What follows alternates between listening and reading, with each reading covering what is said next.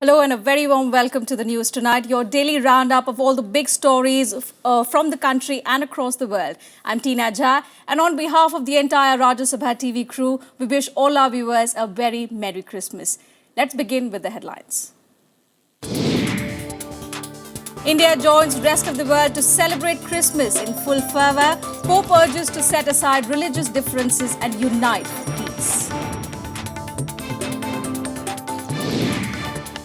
But it's a somber Christmas in Assam, which continues to witness retaliatory attacks. Home Minister Rajnath Singh calls for all-out offensive against the militants. Prime Minister Narendra Modi commits to transparency on Good Governance Day, takes stock of Clean India campaign in Varanasi. And cold wave intensifies across northern India. 12 more killed. Flights and trains affected in hundreds. Centre launches SMS-based weather alert system.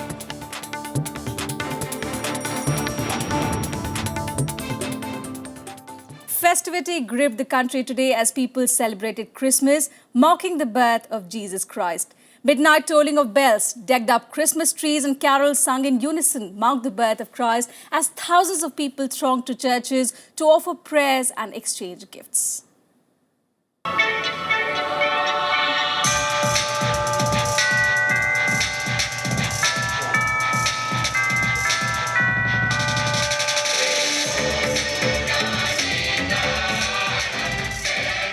Special prayers, mass in churches, carols and a lavish spread of traditional, delicious food.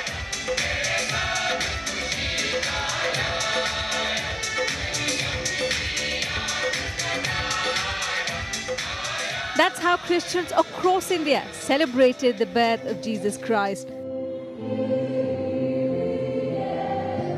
Christmas celebrations began on a religious note from Wednesday night as people thronged churches for the midnight mass. Delhi saw a chilly Christmas with temperatures plummeting nearly 2 degrees, well below the season's average of 6 degrees.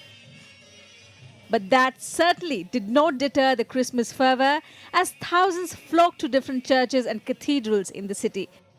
It's a time that we share the happiness, peace and love of the Lord Jesus Christ with everyone. And we pray for our great country also.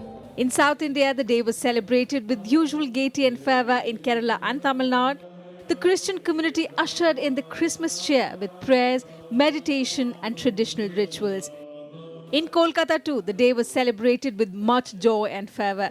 Day-long prayers at the city's century-old St. Paul's Cathedral drew huge crowds, cutting across religious divides. However, in the northeast, it was a low-scale Christmas due to the brutal massacre of more than 70 tribal people by the Bodo militants. The Christian community in the region ushered in the day with special prayers of stability and safety over there. President Pranab Mukherjee, Vice President Muhammad Hamid Ansari and Prime Minister Narendra Modi extended Christmas greetings to people with the hope that the festival will enhance the spirit of harmony, peace and brotherhood in the society. Bureau Report, Rajya Sabha TV. Well, people around the world are also celebrating Christmas today. The midnight mass in Bethlehem, the place where Jesus Christ was born, echoed in special prayers offered by Christians everywhere. In the Vatican, Pope Francis called upon the people to set aside religious differences and unite for the universal message of peace and love.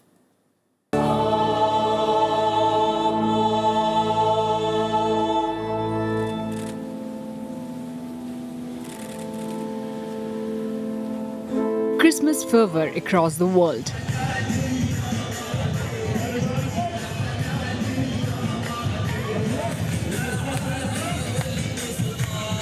St. Peter's Basilica in Vatican bustled with people from across the world together to celebrate the birth of Jesus Christ.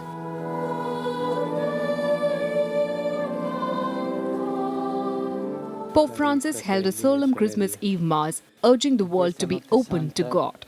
In his traditional Christmas Day address, he condemned violence in the name of religion. A lui, Salvatore del mondo, Domando oggi che guardi i nostri fratelli e sorelle dell'Iraq e della Siria, che da troppo tempo soffrono gli effetti del conflitto in corso. In Bethlehem, the birthplace of Jesus Christ, thousands flocked to attend the midnight mass on Christmas Eve, breaking the gloom of bloody war and rising tensions in the West Bank region. Midnight Mass took place at the Church of the Nativity in the Manga Square, which was also attended by Palestinian President Mahmoud Abbas. Israel granted special permission to hundreds of Christian residents to leave the blockaded strip and travel to West Bank. In Syria, tight security was in place amid celebrations. People lit candles and prayed for peace and safety in the war-torn country.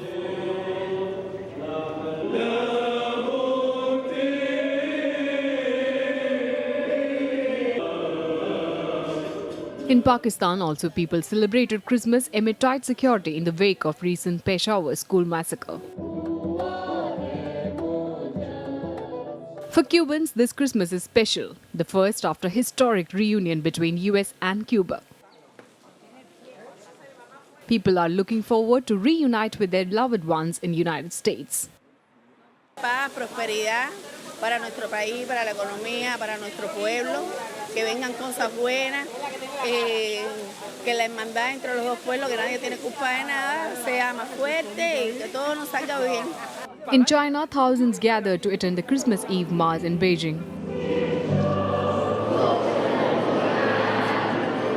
US President Barack Obama spent Christmas Eve with the Malaysian President Najib Razak playing golf at the Clipper Golf Course on Marine Corps base at Hawaii, as he held out Christmas greetings to the world. So Merry Christmas, everybody.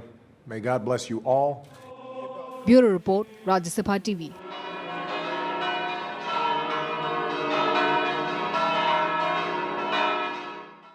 But it was a somber Christmas in Assam, where the backlash to the recent militant attacks continued for the second day. The number of dead has gone up to 78 as Home Minister Rajnath Singh called for an all-out offensive against the militants. He also ordered NIA probe into the killings. The centre has rushed more paramilitary forces amid reports of retaliatory clashes. Fresh incidents of violence occurred in Kokrajhar, Assam on Thursday, despite an indefinite curfew in the district. Several houses were set ablaze. The carnage by Bodo militants and the resulting retaliatory attacks have taken the death toll to 78. না চারজন পাওয়া নাই চারজন নিখোঁজ হয়ে আছে নিখোঁজ হয়ে আছে আপনাদের ডেড বডি কালি সন্ধিয়ার পরে ইয়াতে পৰি আছে হ্যাঁ হ্যাঁ এতে পড়ি আছে আৰক্ষী বা সেনা বাহিনী কোন বাহিছিল ইয়াত না আহা নাই নাই এই যাই তাৰ মানে উগ্ৰপন্থী বিলাক কিমান আছিল কিমান জন আছিল দলত 10-12 জন আছিল 10-12 জন আহি কিবা কৈছে নেকি আপোনালোকক আহি ওই যে দুজনে যে মারা গেছে ডাক দিছিল ডাক দেওয়ার লগে লগে তো গুলি মারছে Home Minister visited the affected areas in Assam on Thursday, calling off all talks with groups like NDFBS. Rajnath Singh promised an all-out offensive against the militants. The centre has rushed 5,000 paramilitary personnel at the request of Assam government. Indian Army has deployed helicopters to step up the offensive against NDFBS. Rajnath Singh has declared that the NIA will probe the attacks. आतंकवाद से जैसे निपटा जाता है वैसे ही इससे भी राज्य सरकार और केंद्र सरकार निपटेंगी और हमारी बहुत ही स्पष्ट नीति है जीरो टॉलरेंस टू टेररिज्म और मैं आज यह भी क्लैरिफाई कर देना चाहता हूं ऐसे संगठनों से हमारी कोई बातचीत नहीं होगी कोई डायलॉग नहीं होगा केंद्रीय मंत्री वापस आके एक नेशनल एक काउंटर टेररिज्म एक पॉलिसी बनाएंगे एक सेंटर खोलेंगे जिससे हम आगे बढ़ के जो हमारा कोऑर्डिनेशन की जरूरत है उस पे हम ज्यादा ध्यान दे पाएंगे Curfew remains imposed in the affected areas of Kokrajhar, Sonitpur and Chirang districts along with parts of Dhubri and Buxa district as precautionary measure. 3 relief camps have been set up in neighbouring Alipurdwar district of West Bengal for refugees leaving their homes in Assam. Bureau Report, Rajya Sabha TV.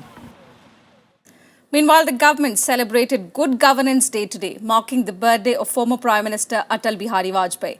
Prime Minister Narendra Modi was in his Lok Sabha constituency Varanasi, reiterating his commitment to transparency and effective governance. And he focused strongly on his pet Swachhata Abhiyan for the city. Here's a report. A key emphasis, Swachhata, that the Prime Minister has stressed is at the foundation of a developed India.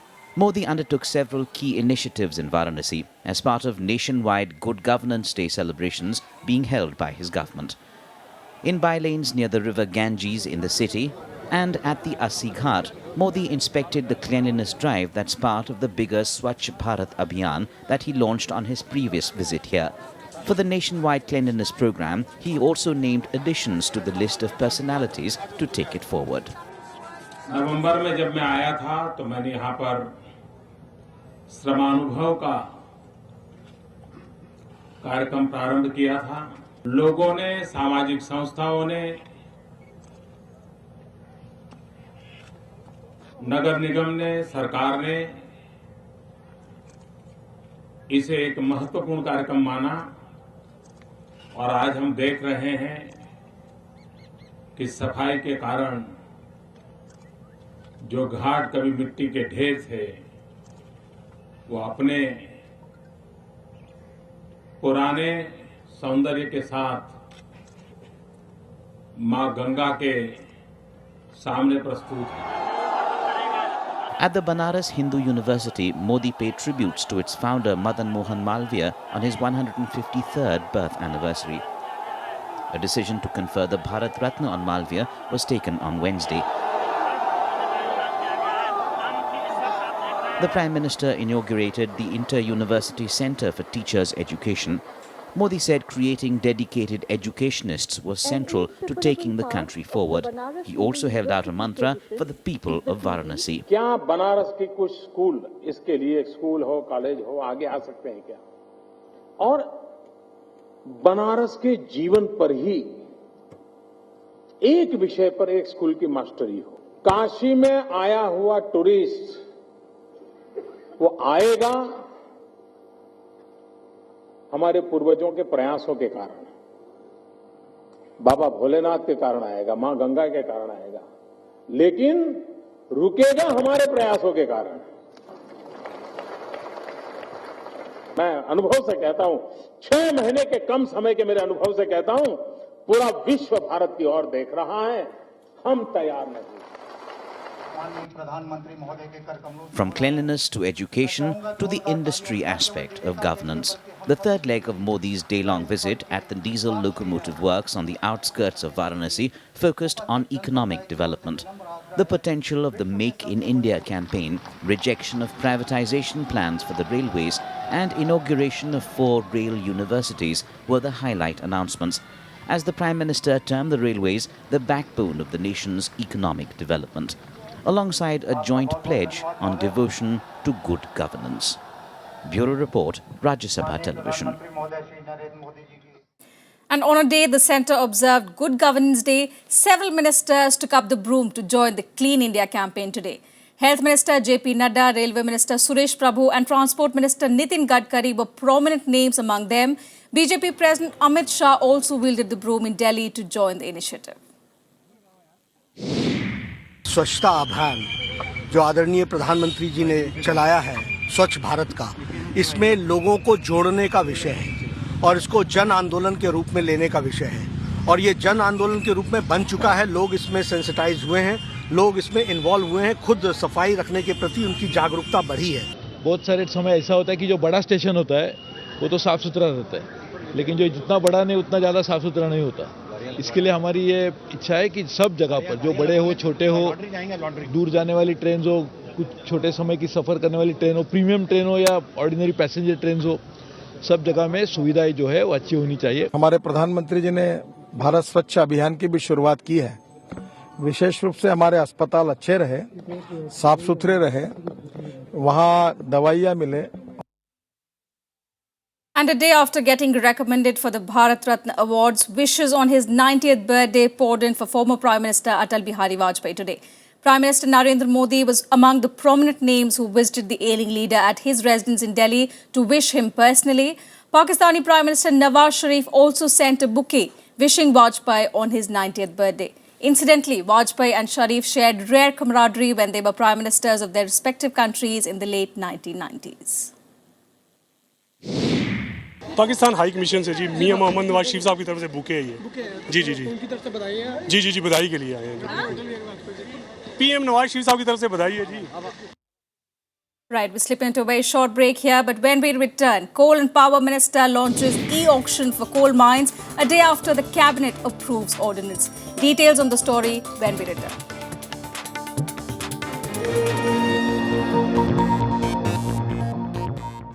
Welcome back. You're watching the news tonight. Well, the BJP today appeared confident to form the next government in Jammu and Kashmir, leaving it to the central leadership to finalize its future course of action. Led by Arun Jaitley and other senior leaders, the party is still searching for an ally in the valley to ensure a majority. Meanwhile, former Chief Minister Omar Abdullah's reported meeting with senior BJP leaders this morning has triggered speculation if the National Conference is keen on a tie-up with the BJP. Whether the BJP will try and form the government in Kashmir with one of the two major regional parties, that was the focus of some of its top leaders on Thursday. Finance Minister Arun Jaitley said that the 25 newly elected BJP MLAs have left it to the party president Amit Shah to decide the future course of action. Jaitley appeared confident when he said that there are several options open for BJP to form the next government. एक प्रस्ताव पारित करके इन सब विषयों के ऊपर party ने central leadership यानी राष्ट्रीय अध्यक्ष जी के ऊपर छोड़ा है कि इस राजनीतिक परिस्थिति में सरकार बनाने का जो एक प्रश्न है उस पे पार्टी क्या भूमिका निभाएगी ये राष्ट्रीय अध्यक्ष जी तय करें। PDP with 28 MLAs is the single largest party in the valley. But the party has not made any significant move to hunt for allies yet. A post-poll alliance between BJP and PDP would ensure a government with majority. However, Congress hasn't given up yet on an alliance with PDP. We have offered our support to PDP, that Congress is ready to support PDP. But it looks to me quite strange that any Kashmir-based political party, be PDP or be, for that matter, National Conference, thinking of supporting BJP is something new for the people of Kashmir. On Thursday morning, former Chief Minister Omar Abdullah reportedly met senior BJP leaders, triggering speculation of a possible tie-up with National Conference, which won 15 seats. Though BJP denied the meeting, sources said that the leaders agreed to discuss the pros and cons of a tie-up with their parties. Bureau Report, Rajya Sabha TV. So the suspense over government formation continues in Jammu and Kashmir. Meanwhile, in the other big news of the day, the government today kick-started the auction process for cancelled coal mines. Coal and Power Minister Piyush Goyal launched a portal for electronic bidding for 24 coal blocks in the first tranche. Yesterday, the Cabinet approved re-promulgation of the coal ordinance and necessary guidelines for mine allocations. The move could make the exchequer of coal-rich states richer by rupees 7 lakh crore over the next 30 years. Goyal said that the entire auction process will be transparent. I feel doubly privileged to launch this portal on this day because this is truly a symbol of good governance that Shri Narendra Modi, Prime Minister of India, desires to see in this country. It's a process that will be completely transparent. It will be fair. It will leave no room for discretion of any nature and will enable the whole process to be conducted in a time-bound fashion. And there seems to be no relief from the intense cold wave that has gripped North India for more than a week now. Chilly winds and thick fog continue to prevail across the northern region, grounding as many as 70 flights in the national capital alone. Train services continue to bear the brunt as hundreds of trains were running behind schedule. Road transport was also hit due to low visibility. Fog-related incidents claimed 12 more lives in northern India. The Kashmir Valley reeled under sub-zero temperature as mercury dipped several notches below the freezing point. The Met Department predicts no immediate respite from the biting cold for a few more days. आने वाले समय में ये ऐसा ही बरकरार रहेगा। मुझे बहुत ज़्यादा राहत की उम्मीद नहीं है। हालांकि अगले 2 दिन में कोहरे की तीव्रता में थोड़ी कमी होगी, लेकिन फिर जो है दोबारा उसकी तीव्रता में इजाफा होगा, कभी कम कभी ज़्यादा, कुछ ऐसा ही बना रहेगा।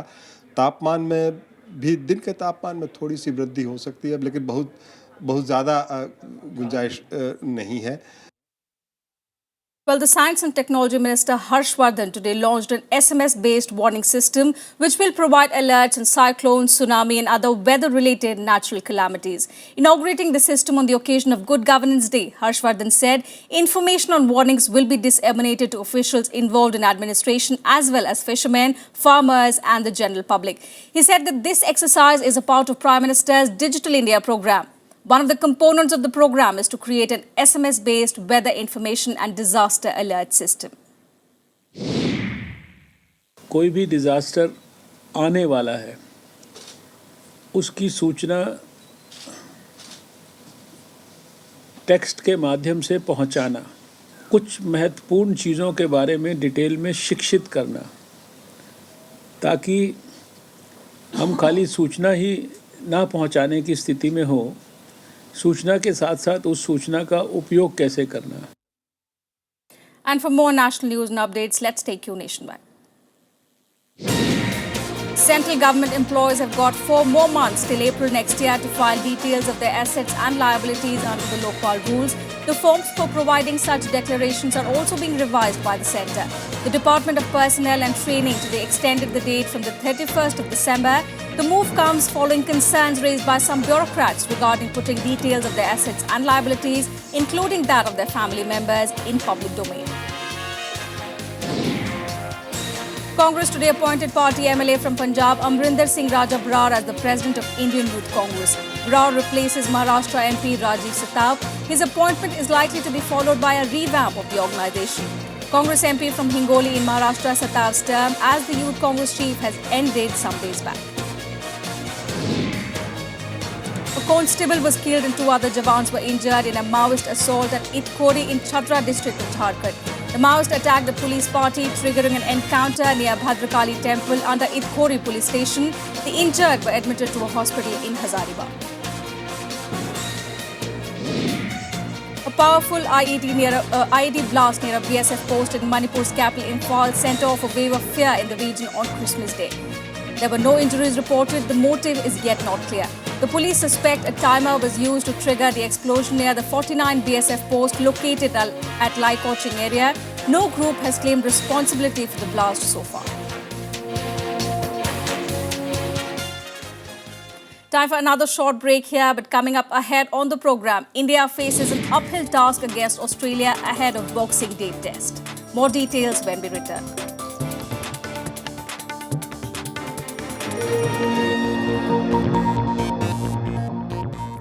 Welcome back. You're watching the news tonight. Time for all the international news on News Tonight. The mayor of St. Louis in the US, where another teenager was shot dead 2 days ago, today tried to calm tensions, saying the case could not be compared to the killing of Michael Brown or Eric Garner, who were shot by white police officers in similar situations. But anti-racism protests simmer despite appeals for calm. Even the Christmas festival didn't douse the anger. Dozens of protesters confronted police at the St. Louis, just walking distance from Ferguson, where Michael Brown was shot by another white police officer. Fresh protests had erupted here on Tuesday after Antonio Martin, a black teen, was killed by a white police officer. The administration hastened to point out that this killing was different from the previous ones. So I understand the hurt and the pain, and I'm angry too. But I have to tell the truth. In this situation, there is a young man who illegally possessed a gun, and that is against state law. And we also have video that shows that he pointed the gun at an officer. The mayor of St. Louis said surveillance footage appeared to show Antonio Martin pulling out a gun shortly before he was shot. Police have recovered the handgun. Martin also reportedly had a history of trouble with the law. We're trying to indicate that this was not the same as Ferguson, as I alluded to earlier. It appears that the person was pointing a gun, which was found at the scene, at the police officer. I think we're looking at 3 assaults, an armed robbery, armed criminal action, unlawful use of a weapon, again, some other stealing charges. So, I mean, you know, he was known to law enforcement. I know there was arrests that were made in Berkeley. I know there was arrests that were made in St. Louis County. Despite protest, it's been one racial killing after the other in the U.S. Michael Brown, Eric Garner, and now Antonio Martin. Less than a month back, protests erupted into violence when a grand jury decided not to indict a white police officer in Michael Brown's death. Fingers remain crossed in the hope that the people will see the Antonio Martin killing differently. Bureau Report, Rajya Sabha TV. And for more international news and updates, let's take a look at the global buzz. Another round of Ukraine-Russia peace talks have ended in a deadlock. Russian and Ukrainian officials met in Belarusian capital Minsk on Wednesday to focus on withdrawal of troops and providing humanitarian aid. After 5 hours of negotiations, both warring sides failed even to agree on a new ceasefire deal. It's uncertain when the next round of talks would be held. Sierra Leone has declared a 3-day lockdown in the country in the wake of the Ebola epidemic. Shops, markets and non-Ebola-related travel services will remain shut. Officials have already banned public Christmas celebrations. Over 7,500 people have died of Ebola in Sierra Leone so far. Pakistan has decided to set up special military courts for the speedy trial of militants in the wake of the Peshawar school massacre.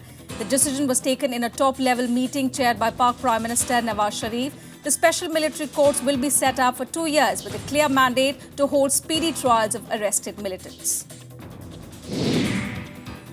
Controversial comedy The Interview has been released in the United States. It is available online as well despite the cyber attack and threats to moviegoers over its release. Sony Pictures had originally pulled out the film about a fictional plot to kill North Korean leader Kim Jong-un. But the film was released after critics, including US President Barack Obama, said that the freedom of expression was under threat. And for all the sports news and updates, here's the Sports Beat. India will look to avoid a series defeat as they take on Australia in the third test at the MCG cricket ground starting tomorrow. India trails the 4-match series 0-2. Fast bowler Bhuvneshwar Kumar is likely to miss the test after struggling with an ankle injury. Australian batsman Joe Burns will make his debut, the fourth Australian player to do so this year. India have not won at the MCG since 1981. Pakistan's off-spinner Saeed Ajmal has been included in the 15-man squad for the ICC Cricket World Cup 2015 despite being suspended for an illegal bowling action. Ajmal was suspended by the ICC for an illegal bowling action in September this year. He will only be allowed to play if his action is cleared. Otherwise, Pakistan will have to call for a replacement. British boxer Amir Khan has promised to help rebuild the Army Public School in Peshawar, where 150 people were massacred by the Taliban last week. The boxer, who has Pakistani roots, landed in Pakistan on Wednesday to show solidarity with the victims and their families. He's already donated a pair of shorts worth £30,000. Well, that's all we have time for in News Tonight. We'll see you same time tomorrow. Thanks for your time. Good night.